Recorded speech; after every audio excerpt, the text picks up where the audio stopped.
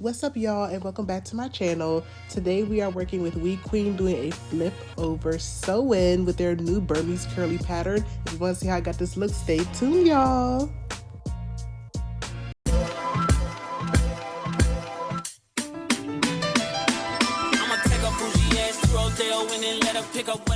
Alright, so thanks to WEQUEEN, they sent me 4 bundles of their Burmese curly in 2 26 inches and 2 24 inches. Y'all, I've been a curly girl for God knows how long, so I was living for this hair. But let's go ahead and get started. Of course, I have my 2 braids in the front that's going to act as my leave out. And this braid pattern is very similar to the one I did with my Miami trip using another brand, but I did go ahead and start my 2 side braids. These are going to act as my anchor braids for the braid pattern. So I only need 2 in the front, and then the rest are just going to be sewed backwards. No, sorry guys, braided backwards. I should have known better.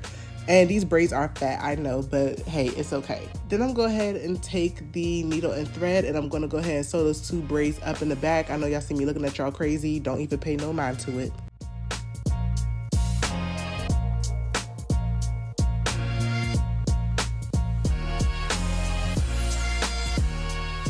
Make sure y'all get the thick net. Don't get that thin little net, get that thick net.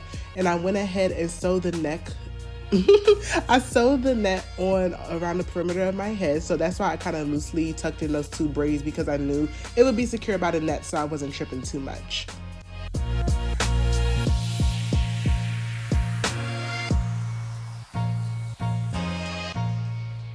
Guys, if it sounds like I have a cold, it is because I do have a sinus infection right now, so I do apologize in advance, y'all. It hurts to talk low-key, but I am trying my best. But this is my foundation. It's nice and flat for the time being. And I'm going to go ahead with my first bundle of the Burmese curly. And I like to start like right at the arch of my eyebrow for my curly flip overs, because I like my hair to fall in my face, but also be, I guess, flat enough but yet voluminous enough to put in the flip over. So it gives me a really seamless look.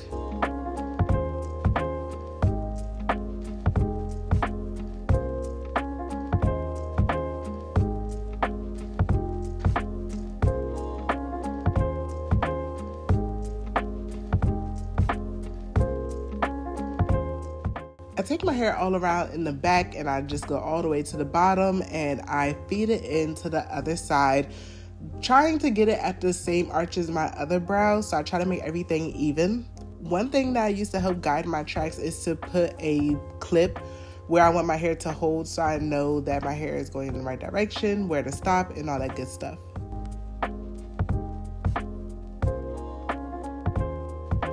Mind you guys, my hair is double wefted. I did not cut any of the wefts until I got to the very top of my head. I want to show you guys how I flip the weft over. So I just flip it over and I'm going to go down and I'm going to make sure I sew it to my head very, very flat. And I'm going to follow that same U-shaped pattern going around my head for the first bundle.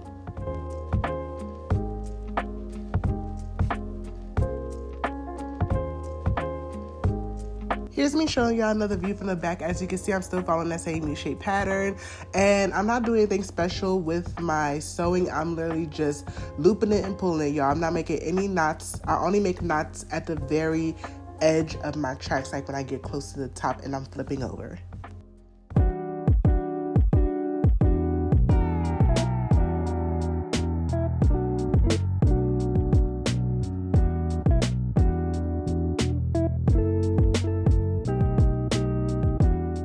This is 1 bundle down, y'all, and this hair was so full already. I was like, I don't know what I'm gonna do with 4 bundles. And by the way, spoiler alert, I did not get all 4 bundles in. I only got 3. Going in with that second bundle, I was like, y'all, this is a lot of hair. Like, I'm not complaining, never complaining about a lot of hair. But look, I had 2 bundles left, and look how much I was able to get with 2 bundles. Like, oh my gosh, I had so much space. But for the third bundle, I just took the hair and I started going, like, you can see the back of my hair, I started going across like row from row. And I kept getting caught in the thing because this is so much hair, y'all. But then I took this part right here. This is my last time doing like the flip over, because I did a U shape, and then this is my last time flipping it back, and I did cut those tracks right there. And this is the top where I started to actually cut tracks and lay them for the flip over.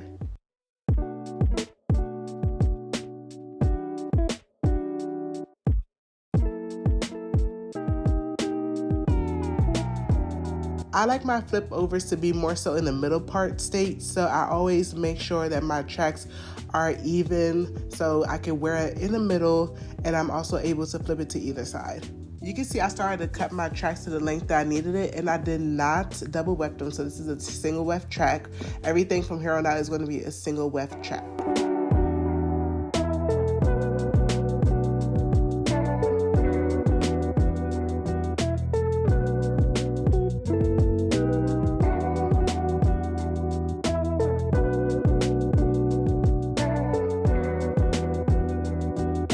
Like I said before, this is the only time that I started cutting my tracks, and I still ended up using all 3 bundles. So I still have a whole bundle untouched. And I did the same pattern to the other side until I got really, really close. And basically that last track that I sewed it on top of the other track.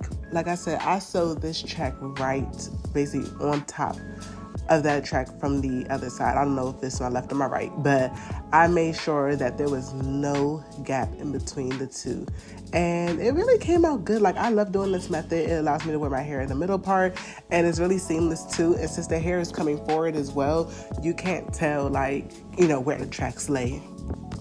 So now that we are all sewed up, y'all, I'm taking my 2 leave up braids out, and I'm just impressed by the way it blends into my hair. Like, it looks so good, y'all. Look like a lioness, like, rawr. I was just like, this is so much hair, y'all. But I was living for it, but I have not had hair this big in God knows how long.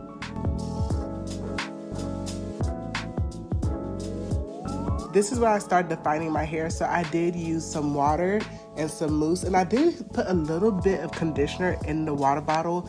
And I needed to define these curls because they had gotten lost in the sauce, y'all. But got one of these little pink spray bottles, a detangling brush, and like I said, I went to town. I drenched the hair in water, and then I went ahead and used mousse, and that's all it really took. Mousse, and then some finger spiraling is what they call it. I finger spiraled all the hair.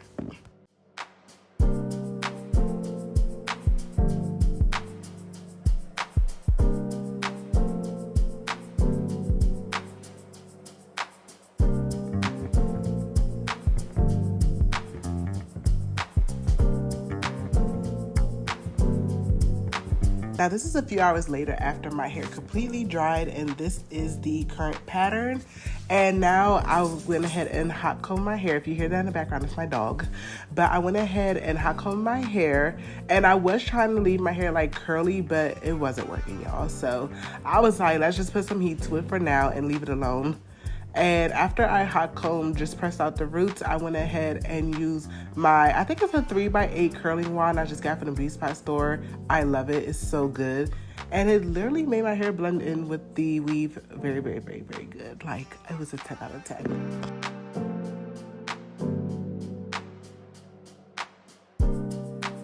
And then all I have to do is my edges, guys. It doesn't take nothing to it. I use the even edge control, and it usually does me right every time. I don't have no issues with it. Of course, I gotta do the other side of my hair, y'all. I don't know why I always show me doing just one side of my edges and never the other side.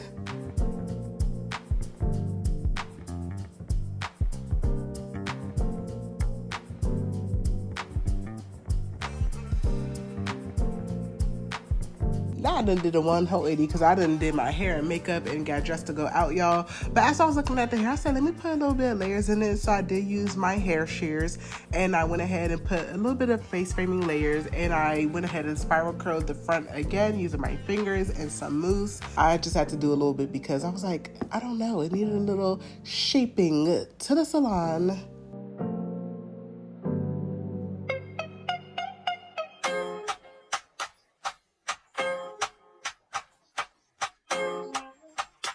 And y'all, this is the end of the video. I hope you really enjoyed it. Nice, quick, and simple video, but I hope it had enough details so where you guys can do it on your own. I am a DIY girly, so I love this. I will see you guys in my next video. Love y'all. Bye.